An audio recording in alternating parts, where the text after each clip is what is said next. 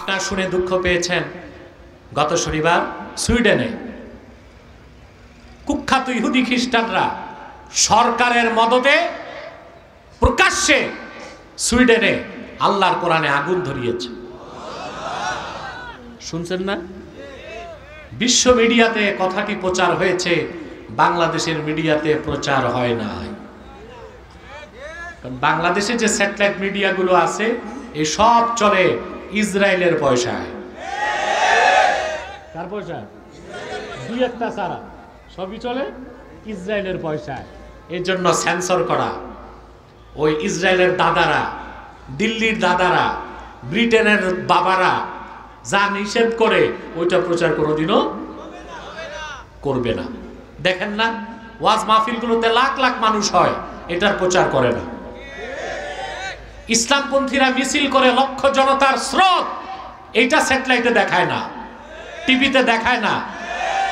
বামপন্থী 10-12টা ক্ষমতা কাছি নিয়া কেউ থাকিবে গাছতলা, কেউ থাকিবে চারতলা, তা হবে না, তা হবে না, মিছিল করে সব চ্যানেল তা প্রচার করে।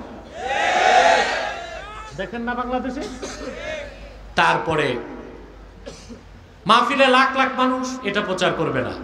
কিন্তু বক্তার একটা পাকা চুল ছিঁড়ে পড়ে গেছে, এটা প্রচার করবে। ইতিবাচক প্রচার নাই, প্রচার কি নেতিবাচক, এটা তাদের কাজ। এই জন্য সুইডেনে আল্লাহর কোরআনের সাথে বেয়াদবির নেককারজনক খবরটি সারা দুনিয়ার চ্যানেল প্রচার করেছে। আমি আল জাজিরাতে দেখেছি, গার্ডিয়ানে দেখেছি, প্রচার করছে। বাংলাদেশের প্রচার মাধ্যমগুলোতে আসে নাই। আল্লাহর কোরআনে আগুন দিল যারা, ওই জাহান্নামের কুত্তাগুলো কি বলছে জানেন? যে এটা হচ্ছে ফ্রিডম অফ এক্সপ্রেশন, মত প্রকাশের স্বাধীনতা। নজরুল্লাহ বলবেন না? মত প্রকাশের ফ্রিডম অফ এক্সপ্রেশন, মত প্রকাশের স্বাধীনতা। আমি বলি it is not freedom of expression but it is modern barbarism. এটা মত প্রকাশের স্বাধীনতা নয়, এটা পশ্চিমাদের নব্য বর্বরতা ছাড়া আর কিছু নয়। বাংলাদেশে যত সহজে ধনী হওয়া যায়, পৃথিবীর কোন দেশে এত সহজে ধনী হওয়া যায়? যত দেখতেছেন ধনী বাংলাদেশে, এদেরকে যদি আপনি ইনভেস্টিগেশন করেন দেখবেন সব আঙ্গুল ফুলে কলা গাছ। আমার বাংলার মেহনতি জনতার পয়সা শোষণ করে তারা ধনী হয়েছে। মিথ্যা বললাম? এই যে কিছুদিন পরপর দেখতেছেন না, এক একজনের দুর্নীতি বের হচ্ছে। শোনা যায় লন্ডনে 14 বাড়ি। শুনছেন আপনারা? একটা কর্মকর্তা লন্ডনে 14টা বাড়ি বানায়, পয়সা কার? জোরে বলতে হবে। যত চুরি চামারি দুর্নীতি তাদের মধ্যে, কিন্তু দূরবীনটা হচ্ছে বাংলাদেশের আলেমদের দিকে।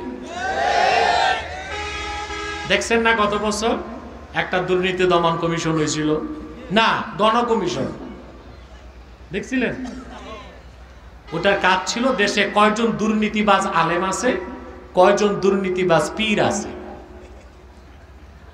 তারপর আপনারা এটাও দেখছেন গণ কমিশনের বুদ্ধিজীবীরা আমার সাথে ডিবেটে বসছিল, দেখেন নাই? 1 ঘন্টা যাওয়ার আগে আপনারা দেখছেন ওরা দরজা খুঁজতেছিল কি জন্য? For safe exit.